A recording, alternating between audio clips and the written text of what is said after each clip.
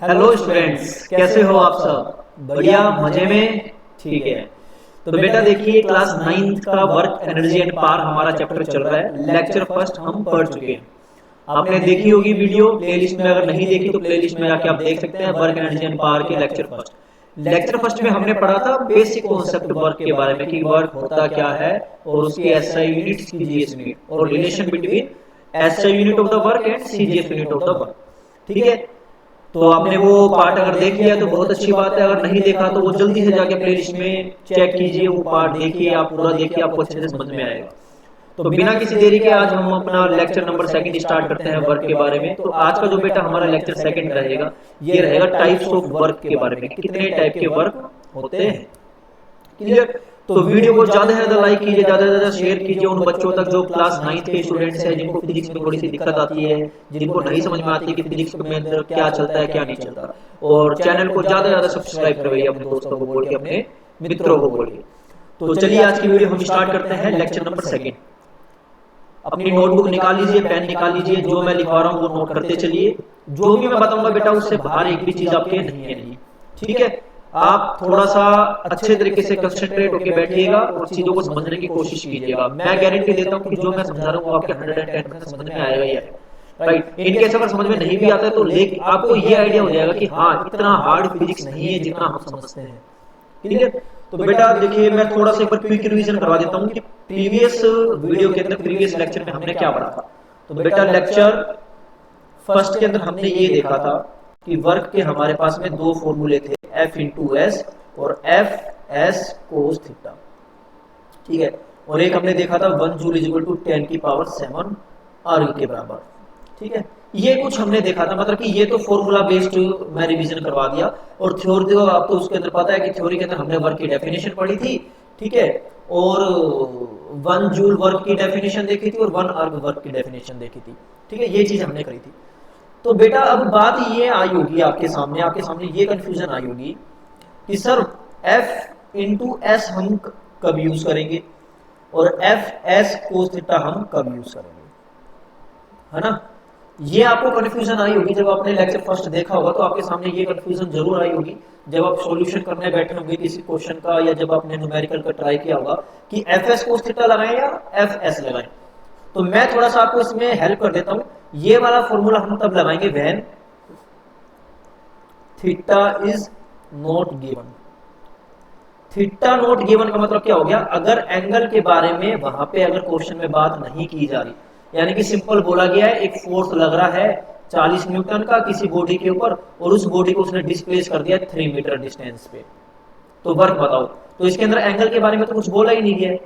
ऐसे क्वेश्चन के अंदर जिसमें आपको डिग्री के रिलेटेड यानी कि एंगल के रिलेटेड कोई भी डाटा गिवन ना हो, तो आप सीधा लगाओगे 40 इंटू 3 यानी कि 120 न्यूटन, यानी कि डायरेक्शन के बारे में अगर बात ना की जा रही हो।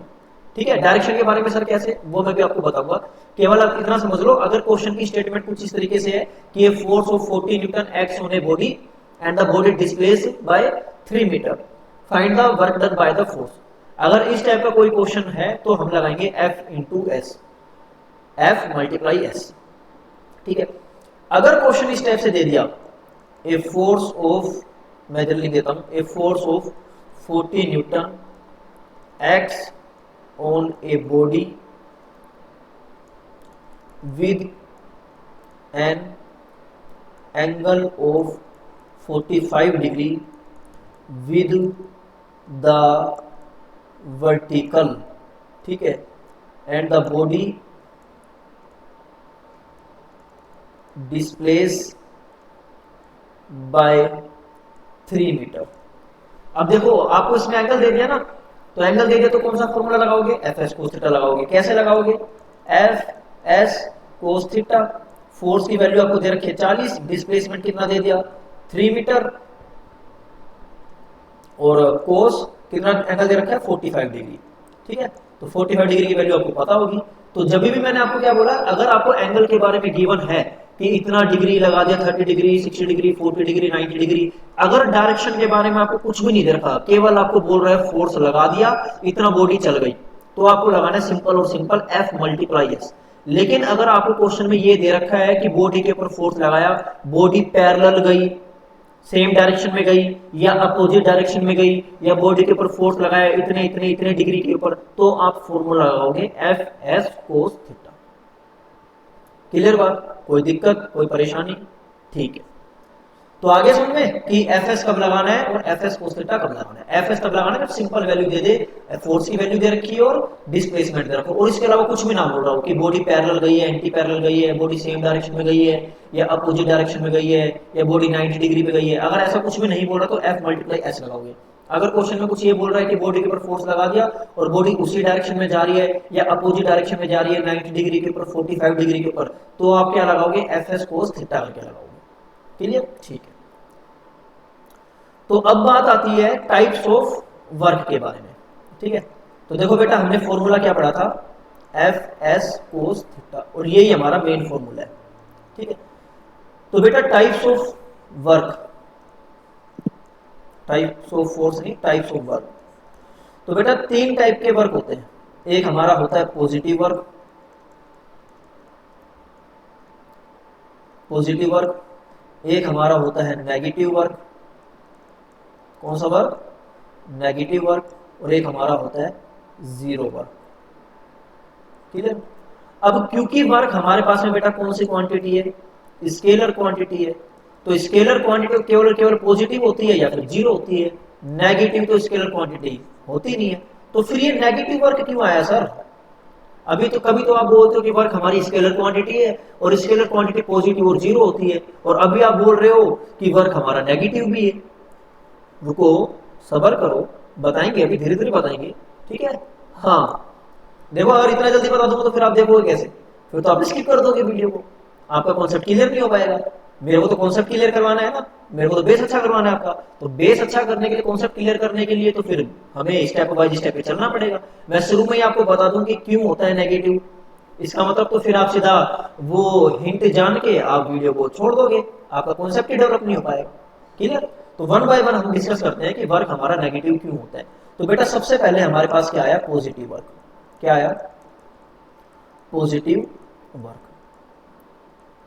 पॉजिटिव वर्क का सीधा सीधा सा मतलब पता है क्या है? इसका जो मतलब है, इसका जो मीनिंग है वो ये है कि जो वर्क की जो वैल्यू आएगी ना, वर्क की जो वैल्यू आएगी वो कैसी आएगी? पॉजिटिव आएगी।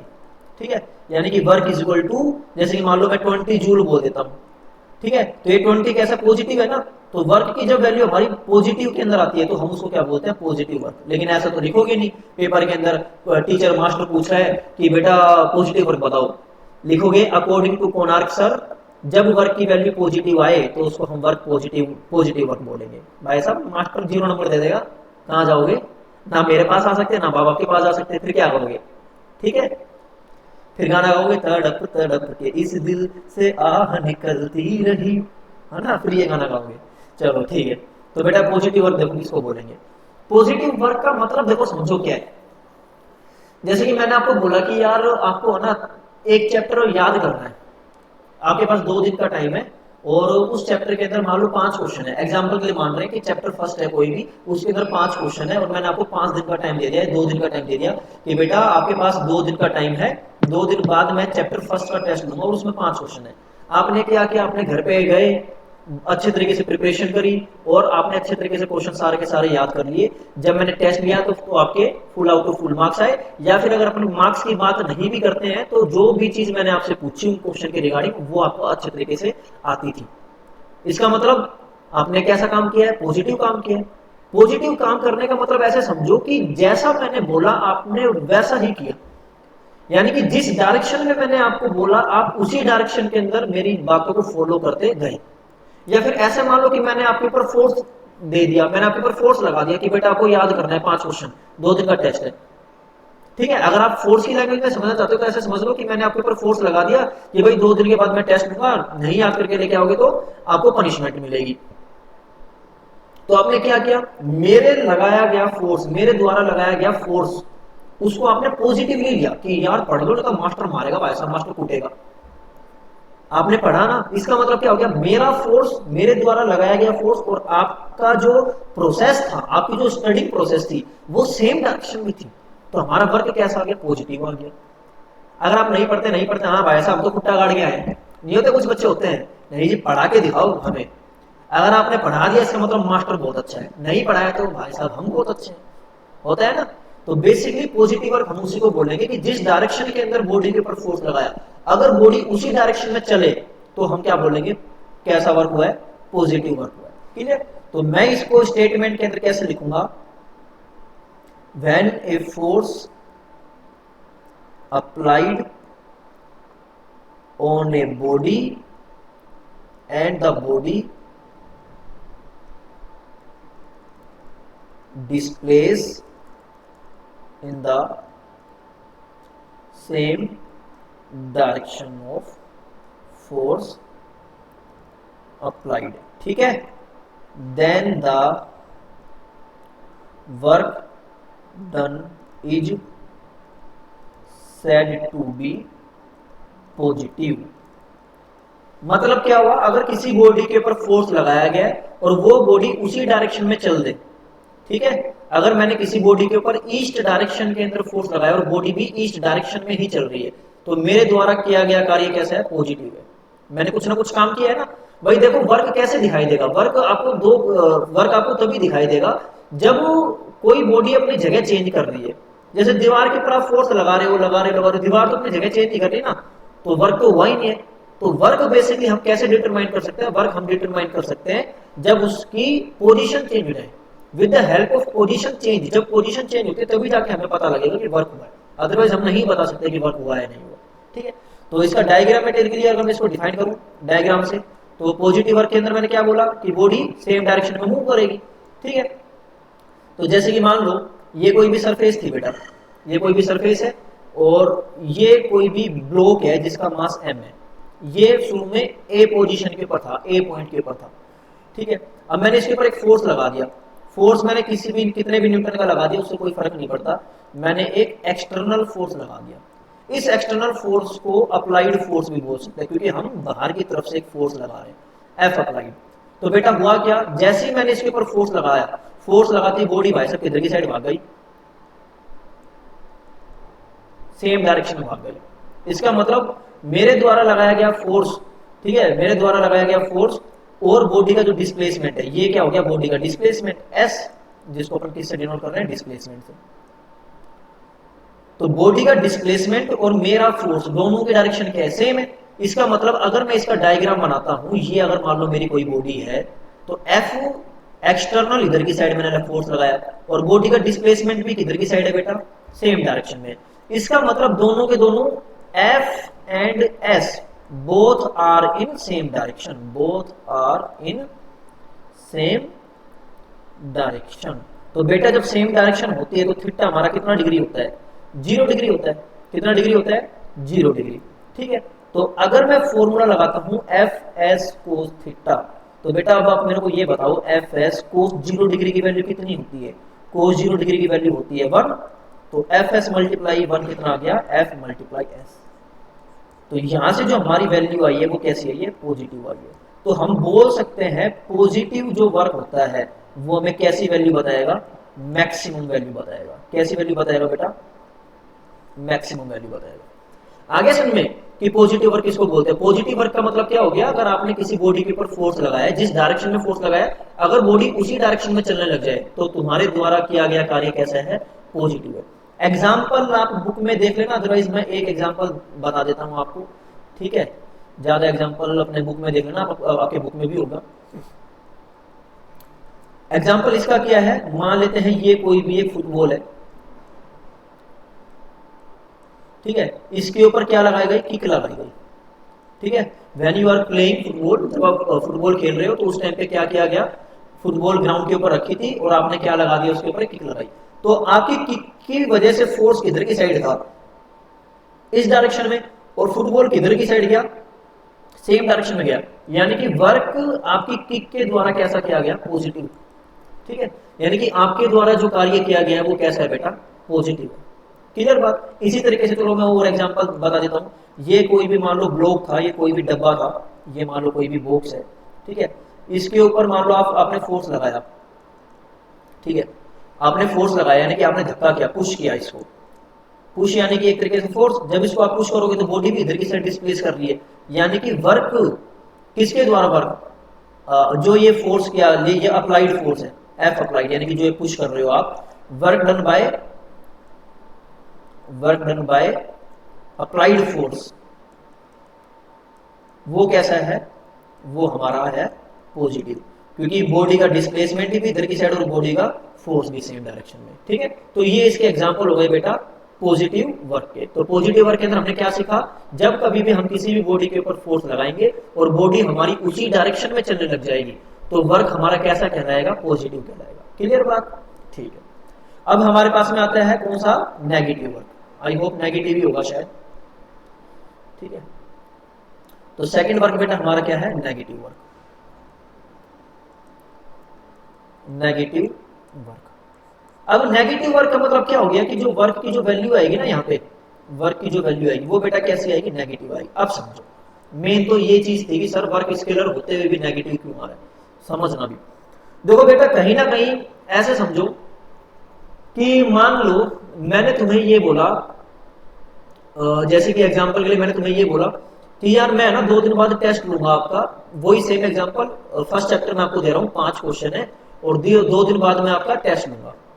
अब आपने क्या किया, अगर आप सेम आप पढ़ते रहते तो पॉजिटिव वर्क हो जाता, आप बिल्कुल भी नहीं पढ़ते तो जीरो वर्क हो जाता, आपने कुछ काम नहीं किया। नेगेटिव वर्क का मतलब क्या कर दिया आपने बल्कि है ना 2 दिन का मैंने टाइम लिया और आपने अगले दिन क्या कर दिया, जब क्लास में आए 2 दिन बाद, तो आपने पढ़ाई तो की नहीं, ऊपर से आप क्या करने लग गए, झूठ बोलने लग गए, ठीक है, आप एक्सक्यूज बनाने लग गए, क्लास के अंदर आपने तोड़ फोड़ कर दी, या किसी दूसरे बच्चे की नोटबुक या बुक लेके उसको आपने फाड़ दी। यानी कि बेटा देखो 2 चीजें अच्छे तरीके से चल जाती है, अगर आप पढ़ते तो भी वो पॉजिटिव वर्क होता, नहीं पढ़ते तो जीरो वर्क हो जाता है। लेकिन आपने तो क्या किया, मैंने जिधर की साइड आपको डायरेक्शन दिखाई कि बेटा आपको ये करना है, आप उसके अपोजिट डायरेक्शन में चलने लगे। मतलब कि मैंने तो आपको पॉजिटिवली बोला कि बेटा ये चीज करेंगे तो पॉजिटिव आएगा, लेकिन आप क्या करने लगे, बल्कि नेगेटिव इफेक्ट उसका करने लगे। इसका मतलब क्या हो गया, फोर्स किधर की साइड लगा था, पॉजिटिव डायरेक्शन में, और आप किधर की साइड जाने लगे, नेगेटिव डायरेक्शन में। यानी कि जो आपकी सोच है, जो आपकी मेंटलिटी है, जो आपकी थिंकिंग है, वो किधर की साइड जाने लगी, नेगेटिव डायरेक्शन में जाने लग गई। तो वर्क जो नेगेटिव हो रहा है, वो जो वर्क नेगेटिव है वो किसकी वजह से, वो है डिस्प्लेसमेंट की वजह से। ठीक है, यानी कि फोर्स और डिस्प्लेसमेंट जब अपोजिट डायरेक्शन में हो जाएंगे तब जाके हमारा वर्क नेगेटिव आएगा। यानी कि वर्क किसके ऊपर डिपेंड कर रहा है, वर्क यहाँ पे डिपेंड है किसके ऊपर, फोर्स एंड डिस्प्लेसमेंट के ऊपर। अगर फोर्स एंड डिस्प्लेसमेंट, जैसा कि पॉजिटिव वर्क में हमने पढ़ा था, अगर वर्क पॉजिटिव वर्क यानी कि फोर्स और डिस्प्लेसमेंट अगर दोनों सेम डायरेक्शन में, दोनों अगर सेम डायरेक्शन में है, तो हमारा वर्क हमारा कैसा आता था, पॉजिटिव आता था। लेकिन एफ एस कोस थीटा के अकॉर्डिंग ये जो वर्क है ये डिपेंड कर रहा है दोनों चीजों के ऊपर, एफ के ऊपर भी और एस के ऊपर भी। यानी कि फोर्स किधर की साइड लगा रहा है और डिस्प्लेसमेंट किधर की साइड है, सेम डायरेक्शन में होगा तो पॉजिटिव वर्क, अपोजिट डायरेक्शन में होगा तो नेगेटिव वर्क, सीधी सी बात। इसका मतलब क्या हो गया, इसकी डेफिनेशन क्या बनी, डेफिनेशन अगर अपन समझते हैं तो when we apply a force on a body and the body moves in opposite direction। हमने किसी बॉडी के ऊपर फोर्स लगाया और वो बॉडी आगे ना जाके पीछे की साइड जाने लग गई, तो उस वाले केस के अंदर हमारा जो वर्क होगा बेटा वो कैसा होगा, नेगेटिव होगा। या फिर ऐसे समझ लो इसके अंदर, when force acting on any body, किसी भी बॉडी के ऊपर जो फोर्स लग रहा है, when force acting on any body and displacement of the body are in opposite direction. यानी कि उस बॉडी के ऊपर जो फोर्स लग रहा है और उसका जो डिस्प्लेसमेंट है वो दोनों के दोनों कैसे हैं, अपोजिट डायरेक्शन में है। तो जब अपोजिट डायरेक्शन में होंगे तो नेगेटिव वर्क होगा, सीधी सी बात है। एग्जांपल के लिए बेटा देखो कैसे लिखेंगे इसको, जैसे कि मान लो कोई बॉडी मूव कर रही है, ठीक है, इसके ऊपर फोर्स लगा दिया गया होगा, फोर्स लगा दिया गया तो बॉडी इसके अंदर शुरू में मूव कर रही है, बॉडी मोशन के अंदर है। तो बेटा बॉडी का डिस्प्लेसमेंट किधर की साइड है, आगे की साइड है, और इसके ऊपर बेटा फ्रिक्शन फोर्स किधर की साइड लग रहा होगा, बॉडी का डिस्प्लेसमेंट आगे की साइड है, बॉडी आगे की साइड जा रही है, और फ्रिक्शन किधर की साइड लग रहा होगा बेटा, फ्रिक्शन लग रहा होगा पीछे की साइड, यानी कि ये लग रहा होगा फ्रिक्शनल फोर्स। इसको मैं लिख देता हूं फ्रिक्शनल फोर्स। तो एक चीज आप देख रहे हो, अगर मैं डायग्राम बना रहा हूं तो इधर की साइड मान लेते हैं डिस्प्लेसमेंट और इधर की साइड बता देते हैं फ्रिक्शनल फोर्स। दोनों के दोनों कैसे है बेटा, अपोजिट डायरेक्शन है, यानी कि यहाँ पे जो थीटा है इन दोनों के बीच में कितने डिग्री का बन गया, 180 डिग्री का बन गया। तो यहाँ पे अगर मैं वर्क निकालूंगा तो फ्रिक्शनल फोर्स की वजह से वर्क आएगा, क्योंकि यहाँ पे फोर्स कौन सा एक्ट कर रहा है, दो बॉडी के बीच में, सरफेस के बीच में फ्रिक्शनल फोर्स एक्ट कर रहा है। तो work done by frictional force, मैं अगले स्लाइड के अंदर इसको लिख देता हूं, डायग्राम आपने नोट कर लिया होगा, ठीक है। Work done by frictional force कैसा आएगा, work done by frictional force. तो फ्रिक्शनल फोर्स, डिस्प्लेसमेंट और दोनों के बीच में कितने डिग्री का एंगल है, 180 डिग्री का एंगल। तो बेटा कोस 180 डिग्री कितना होता है, ये होता है -1। तो वर्क डन हमारा वो कैसा आया फ्रिक्शनल फोर्स की वजह से, Fs -1, यानी कि work done by frictional force कैसा आ गया, -Fs आ गया। यहाँ पे बेटा ये जो F है ये हमारा क्या है, फ्रिक्शनल फोर्स है। तो बेटा ये हमारा कैसा है, नेगेटिव वर्क है। और ये जो वर्क हमारा होता है ये कैसा होता है, मिनिमम वर्क होता है। क्लियर बात। इसका मतलब क्या हो गया, फ्रिक्शनल फोर्स के द्वारा किया गया कार्य कैसा हो गया, नेगेटिव। इस वाले केस में नेगेटिव है, एक चीज ध्यान रखना, because you are in 9th class, आप 9th क्लास में हो, तो मैं अभी थोड़ा सा एडवांस नहीं बता रहा। अगर मान लो मेरे पास केवल ये वाला केस है कि बॉडी इधर की साइड मूव कर रही है और ये मेरा सरफेस है, कोई भी ग्राउंड है, तो इसके ऊपर इधर की साइड क्या लग रहा है, फ्रिक्शनल फोर्स लग रहा है पीछे की साइड, और बॉडी इधर की साइड क्या है, डिस्प्लेसमेंट। तो इस वाले केस में बेटा फ्रिक्शनल फोर्स की वजह से कैसा वर्क आएगा, नेगेटिव आएगा। अब मेरा क्वेश्चन आपसे ये है, आप कमेंट में बताइएगा मेरे को कि क्या फ्रिक्शनल फोर्स की वजह से वर्क हमेशा नेगेटिव होता है, बताओ। मेरा क्वेश्चन आपसे, 9th क्लास के अकॉर्डिंग आप कितना लिख सकते हो, आपको नंबर पूरे देगा टीचर, ठीक है। Work done by frictional force is negative. अगर ये वाला केस आप स्टडी कर रहे हो जो मैंने आपको यहाँ पे दिखाया है, अगर आप ये वाले केस के बारे में अगर बात कर रहे हो, ये वाला जो केस है जिसको मैंने थोड़ा सा हाईलाइट कर दिया, आपको दिखाई दे रहा होगा, ठीक है। तो इस वाले केस के बारे में अगर आप बात कर रहे हो तो आपका जो वर्क होगा वो कैसा होगा, नेगेटिव होगा। लेकिन बेटा मेरा क्वेश्चन आपसे ये है कि क्या work done by frictional force, मैं लिख देता हूं, ये क्वेश्चन मेरा आप लोगों से है, ठीक है। Work done by frictional force क्या always negative, is work done by frictional force always negative, ठीक है। यस और नो, एक्सप्लेनेशन, एक्सप्लेन इसको आप कर देना कमेंट सेक्शन में, ठीक है। कमेंट सेक्शन में आप इसको एक्सप्लेन करना, आपका आंसर यस है तो भी आप उसका रीजन बताना, ठीक है, और नो है तो भी आप रीजन बताना कि क्या work done by frictional force always negative होता है। क्लियर बात, ठीक है। बाकी मैं नेक्स्ट वीडियो के अंदर, नेक्स्ट जो लेक्चर आएगा उसके अंदर मैं एक्सप्लेन करूंगा कि work done by frictional force negative always negative होता है या पॉजिटिव भी होता है, ठीक है। तब तक के लिए आपके लिए ये क्वेश्चन एक तरीके से होमवर्क समझ लीजिए या फिर आपकी एक्टिविटी समझ लीजिए एक तरीके से, ठीक है। जो भी इसका आंसर आता है यस और नो के अंदर आप उसको कमेंट सेक्शन में अपना आंसर बताइएगा। अब बेटा जो तीसरा वर्क हमारे पास में था, थर्ड वर्क, वो हमारे पास में कौन सा आता है, जीरो वर्क। और अब सर ये तो हम करते ही हैं भाई साहब, ये तो हमारी डेली लाइफ का एक्टिविटी है, जीरो वर्क, कुछ काम किया नहीं किया। मास्टर कभी भी बोलता है कि बेटा तू तो काम ही नहीं करता, तू तो काम ही नहीं करता, बालक ने तो काम ही नहीं किया। तो मास्टर के अकॉर्डिंग तो हमेशा हमने कौन सा वर्क किया, जीरो वर्क। लेकिन ऐसा नहीं है, आप लोग वर्क करते हो, ठीक है। देखो आप इतनी मेहनत कर रहे हो तभी कहीं ना कहीं आप अगर अपने आप को प्रीवियस से कंपेयर करें, पास्ट ईयर से कंपेयर अगर आप कंपेयर करते हो, तो आज के टाइम के ऊपर जो आप वो पहले से कहीं ना कहीं बेहतर ही होंगे। क्या तो बेहतर होंगे या फिर डाउन होंगे, तो सीधी सी बात है, जीरो तो होंगे नहीं कि पहले भी सर हम ऐसे थे अभी भी हम ऐसे ही है, कोई भी चेंज नहीं है। जीरो वर्क भाई साहब ऐसा थोड़ी होगा, क्या तो इंप्रूव कर गए होंगे तो पॉजिटिव वर्क, और डाउन चल गए होंगे तो नेगेटिव वर्क है, तो पॉजिटिव हुआ क्या नेगेटिव होगा, क्लियर सी बात, ठीक है। अब देखो जीरो वर्क, अब जीरो वर्क कैसे कैसे हो सकता है, F S cos theta, clear बात। अब इसका पार्ट 1A है कि भाई साहब हम फोर्स तो लगा रहे हैं लेकिन बॉडी डिस्प्लेस ही नहीं कर रही, यानी कि when there is A force, when there is a force applied on a body, but body does not displace या डिस्प्ले जो भी है, ठीक है। जब किसी बॉडी के ऊपर हमने फोर्स लगाया और वो बॉडी भाई साहब मूव ही नहीं करी, ऐसा कैसा होता है? एग्जांपल देखो, देखो ये मान लो क्या है, दीवार, वॉल, ठीक है, ये हमारी वॉल है। सभी के घर में होगी तो ठीक है, बताते ना भाई किसी घर में नहीं है तो ठीक है। अब देखो क्या किया जा रहा है, इसके ऊपर वर्क, इसके ऊपर फोर्स लगा दिया और भाई साहब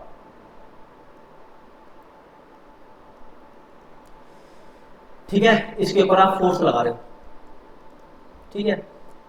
मैं आपको बोल के गया भाई साहब चुन्नू मुन्नू लड्डू गोपाल जो भी हो आप, ठीक है, रसगुल्ले गुलाब जामुन बर्फी जो भी हो आप, मैं आपको सुबह 9 बजे काम दे के गया कि भाई साहब जब मैं आऊंगा 1 बजे तो मेरे को ये दीवार है ना, ये यहाँ पे दिखाई देनी चाहिए, ठीक है, यानी कि इस ए पोजीशन से बी पोजीशन में मेरे को दीवार दिखाई देनी चाहिए, ठीक है। आप लग गए भाई साहब मास्टर को खुश करना, मास्टर को खुश करना, मास्टर अच्छे नंबर देगा एग्जाम के अंदर, ठीक है, ठीक है भाई, मेरे को पता था, मेरे काम ही ऐसा था कि मेरे को पता होना ही नहीं है तुमसे, ठीक है, तो तुम कम से कम मेहनत भी कर लो और मेरे को पता भी लग जाए कि हाँ आपने किया, अभी ये नहीं किया, ठीक है। अब देखो क्या हुआ, मैं आया 1 बजे, ठीक है, कितने घंटे हो गए, 10, 11, 12, 1, 4 घंटे, यानी कि 4 घंटे, 4 घंटे भाई साहब लग रहे हो दीवार के दे धक्का दे धक्का दे धक्का दे धक्का, दीवार हिलने का नाम है, मैं तो नहीं हिल रही, दीवार क्या बोल रही है, मैं तो नहीं हिल रही, लेकिन आप तो हिला के छोड़ोगे दीवार को, ठीक है। तो बेसिकली दीवार नहीं हिल रही बिल्कुल भी, तो जब दीवार नहीं हिल रही, फोर्स तो आप लगा रहे हो और दीवार हिलने का नाम नहीं ले रही, इसका मतलब दीवार का डिस्प्लेसमेंट बेटा कितना है, 0। लेकिन आपके द्वारा जो फोर्स लगाया गया वो तो 0 नहीं है, वो तो मान लेते, एग्जाम्पल के लिए मैंने मान लिया 100 न्यूटन का आपने फोर्स लगाया, लेकिन क्या दीवार अपनी जगह से हिली 4 घंटे में? नहीं। तो बेटा जब मैं आया, क्योंकि मैं तो फिजिक्स का मास्टर हूं, मैं बायो का तो हूं नहीं, अब मैंने देखा भाई साहब आप यहाँ पे भाई साहब बेहोश होके पड़े आराम से, यूं तो मैं बतलाता नहीं, तेरी परवाह करता हूं मैं मास्टर, ठीक है, मेरी परवाह करते हो तभी तो 4 घंटे तक लग रहे हो भाई साहब दीवार के साथ में, अदरवाइज छोड़ छाड़ के अपने खेलने कूदने जाते आराम से। तो भाई साहब 4 घंटे बाद आया तो आप एग्जॉस्टेड पड़े हो, बेहोश पड़े हो भाई साहब, थकान एकदम, भाई साहब मास्टर क्या काम देगा, आप बुरा हाल हो गया, पसीने पसीने। मैं बोल रहा हूँ भाई साहब तूने क्या किया, तेरा तो वर्क ही 0 है। अब जैसे ही मैंने ये बोला वर्क 0 है, आपके दिमाग में भाई साहब इतना तेज गुस्सा आया कि बस मास्टर को मैं ठोक दूं, मेरे को AK-47 मिल जाए या कोई भी एक मेरे को रोड मिल जाए, मैं मास्टर को कर दूं खत्म। लेकिन आप बहुत अच्छे बच्चे हो, आप ऐसा नहीं करोगे, आप सुन लोगे टीचर की बात लेकिन कुछ भी नहीं करोगे, क्योंकि फिजिक्स है, फिजिक्स आपको सीखनी है। देखो आप मेरे साथ कर दोगे तो फिजिक्स कौन सिखाएगा फिर आपको, क्लियर बात, ठीक है। तो बेसिकली बेटा जब मैं आया तो मैंने तो सीधा सीधा सा फॉर्मूला लगा दिया, FS, ठीक है। भाई साहब फोर्स मान लेते 10 न्यूटन, मैंने तुमसे बोला कितना फोर्स लगाया सर, 100 न्यूटन, मास्टर 100 न्यूटन का फोर्स लगाया, अच्छा बेटा डिस्प्लेसमेंट हुआ नहीं, तो मैंने बोला बेटा देख ले तेरी औकात, देख ली औकात, कितना वर्क किया, 0।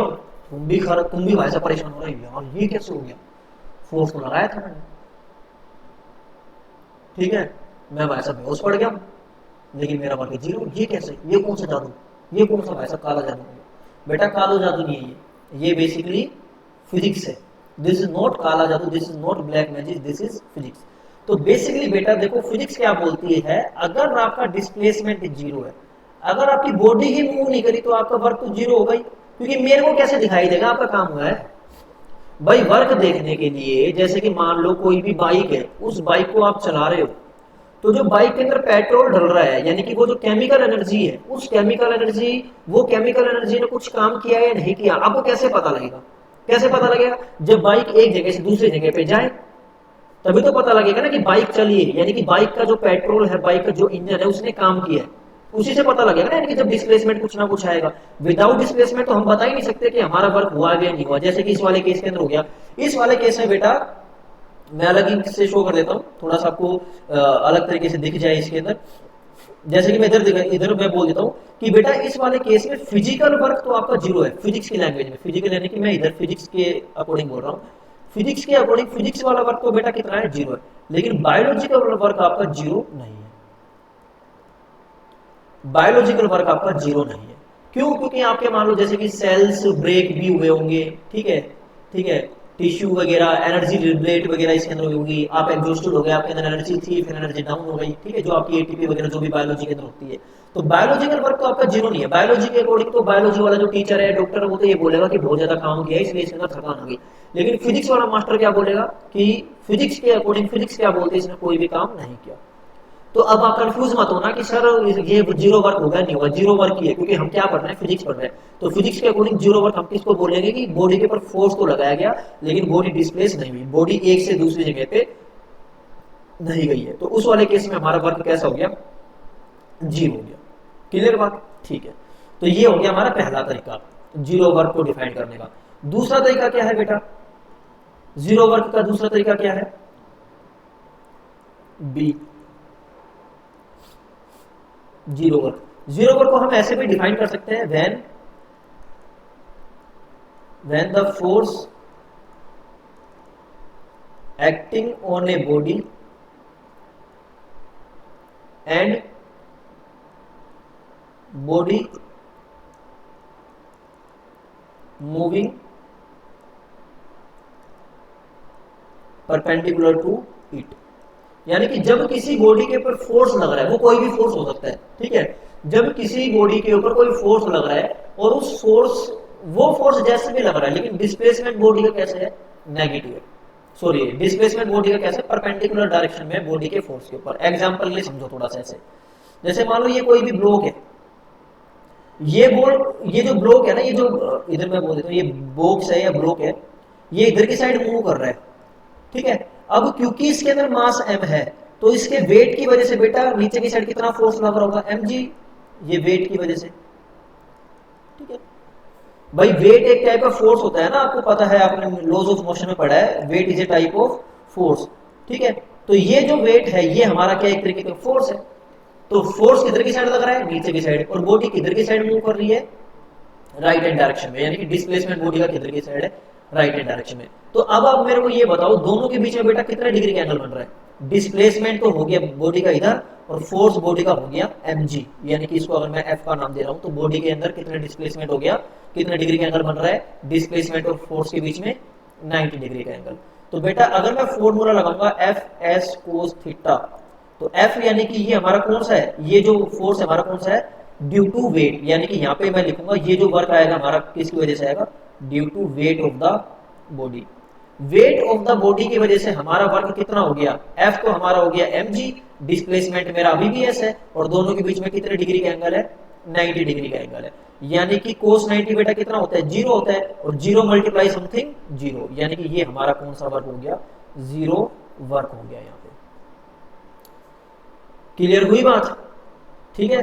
तो वर्क डन बाय वेट, जब कोई भी बॉडी मूव कर रही है तो उस वाले केस में हम कितना लेंगे, अगर कोई भी मासिव बॉडी मूव कर रही है परपेंडिकुलर टू इट्स वेट, तो उसका जो वर्क होगा उसके वेट की वजह से जो वर्क होगा वो कितना होगा बेटा, जीरो होगा। और थोड़ा सा बेहतर एक्सप्लेनेशन में इसको एग्जांपल के लिए देता हूं।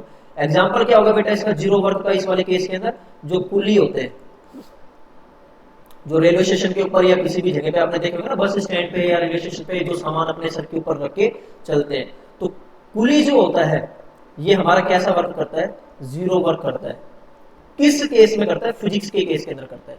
बायोलॉजिकल वर्क तो वो कर रहा है, लेकिन ऐसे मत बोल देना कि भाई साहब पुली को आप बोलो कि एक जगह से दूसरी जगह सामान लेके जा और बोले तुम्हें तो काम ही नहीं दिया, मैं पैसे नहीं दूं, ऐसा वो रैप्टा मारने का, किधर के किधर जाओगे, बहुत ताकत होती है इसमें, मत रह जाना उनके साथ में, तुम्हें लेके चल देगा वो, फिर भागते रहना उसके साथ में, फिर देख लेना आपने जो होगा वो। ठीक है। तो बेसिकली मान लेते हैं ये ग्राउंड है, ये मान लेते हैं कुली, कुली के सर के ऊपर सामान रखा हुआ है, ठीक है, जिसका मास कितना है m है। अब कुली चल रहा है इधर की साइड, कुली इधर की साइड मूव कर रहा है, और बेटा ये जो सामान रखा हुआ है, ठीक है, इसके अंदर मास तो कुछ ना कुछ होगा ही। अब इस मास की वजह से बेटा कितना वेट लग रहा है नीचे की साइड, mg लग रहा है, ये है हमारा वेट ऑफ द सामान जो इसके सर के ऊपर रखा है, placed on the head of coolie, कुली के सर के ऊपर जो सामान रखा हुआ उसका वेट कितना है mg, और कुली किधर की साइड मूव कर रहा है, आगे की साइड। तो बेटा दोनों के बीच में कितने डिग्री का एंगल है, देखो डिस्प्लेसमेंट इधर की साइड है और बॉडी का जो फोर्स लग रहा है यानी कि जो वेट है वो किधर की साइड है, नीचे की साइड। तो दोनों के बीच में कितने डिग्री का एंगल, 90 डिग्री का एंगल। यानी कि वेट जो हमारा mg की वजह से है, जो वर्क हमारा mg की वजह से वो कितना है, F डॉट S, यानी कि mg S कोस 90 डिग्री, और कोस 90 डिग्री कितना होता है, 0। यानी कि कुली ने बेटा कितना कार्य किया है, कुली ने हमारा 0 काम किया। कुली ने 0 काम किस लिए किया है, work done by the coolie to move the सामान। ठीक है, कुली ने कितना काम किया है, सामान को मूव करवाने के लिए कितना काम किया है, 0 काम किया है। ठीक है, क्लियर बात। क्योंकि बेटा जो सामान उसके सर के ऊपर रखा हुआ था उसका जो फोर्स लग रहा था वो किधर की साइड लग रहा था, डाउनवर्ड, और कुली हमेशा किधर की साइड मूव कर रहा था, आगे की साइड मूव कर रहा था। तो दोनों के बीच में कितने डिग्री एंगल बन रहा है, देख लो आप, 90 डिग्री का एंगल। यानी कि कुली ने कोई भी कार्य नहीं किया। लेकिन ऐसा नहीं होता, बायोलॉजिकल वर्क वो कर रहा है, जो आपसे वो चार्ज करता है सामान ढूंढने के, वो बायोलॉजिकली करता है। फिजिक्स की लैंग्वेज के अंदर तो 0 वर्क है, लेकिन ऐसा नहीं है कि वो वर्क नहीं कर रहा, वो वर्क कर रहा है, बायोलॉजिकल वर्क कर रहा है। क्लियर बात। तो work done by the coolie to move the loads और द गुड्स। ठीक है, work done by the coolie to move the goods from one position to another position. कितना वर्क हो गया, 0 वर्क हो गया। ठीक है भाई, कभी ना कभी तो ये ए पोजीशन से, इस ए पोजीशन से बी पोजीशन पे आएगा, तो कितना कार्य कर रहा है, इसके वेट जितना। तो वेट, ये जो पुली है तो पुली कितना फोर्स लग रहा होगा, इसके वेट जितने तो फोर्स लग रहा होगा, तो mg और डिस्प्लेसमेंट आगे की साइड, तो 90 डिग्री का एंगल अभी भी यहाँ पे बन रहा है। बात आ गई समझ। ठीक है, तो थोड़ा सा मैं क्विक रिवीजन करवा देता हूँ जल्दी जल्दी से, हमने क्या क्या पढ़ा है थोड़ा सा देखो, 1-2 मिनट और। वर्क के हमने 3 टाइप पढ़े हैं, कौन कौन से, पॉजिटिव वर्क, नेगेटिव वर्क और 0 वर्क। तो बेटा पॉजिटिव वर्क कब होता है, जब दोनों के दोनों सेम डायरेक्शन में होते हैं, यानी कि 0 डिग्री। इसी को हम क्या बोलते हैं, मैक्सिमम वर्क बोलते हैं। इधर मैं लिख देता हूं, when force and displacement are in same direction, जब दोनों के दोनों सेम डायरेक्शन के अंदर होते हैं। क्लियर बात। और उसके बाद में हमारा जो ये होता है, ये नेगेटिव वर्क, ये नेगेटिव वर्क हमारा कब हुआ बेटा,